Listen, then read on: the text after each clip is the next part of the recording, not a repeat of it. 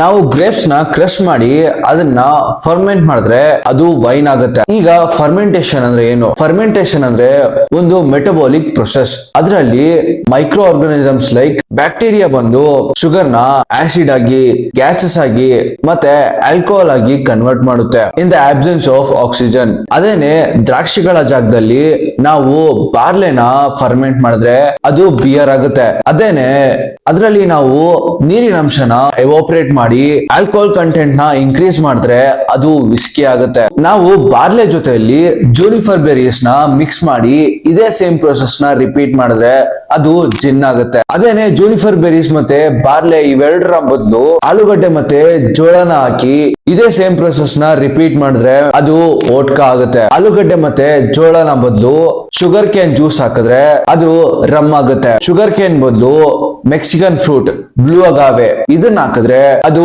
ಟಕೀಲಾ ಆಗುತ್ತೆ. ಅದೇನೆ ಫ್ರೂಟ್ಸ್ ನ ಫರ್ಮೆಂಟ್ ಮಾಡಿ ಅದರಲ್ಲಿರೋ ವಾಟರ್ ಕಂಟೆಂಟ್ ನ ಹೊರಗೆ ತೆಗೆದು ಆಲ್ಕೋಹಾಲ್ ಕಂಟೆಂಟ್ ನ ಇನ್ಕ್ರೀಸ್ ಮಾಡಿದ್ರೆ ಅದು ಬ್ರ್ಯಾಂಡಿ ಆಗುತ್ತೆ.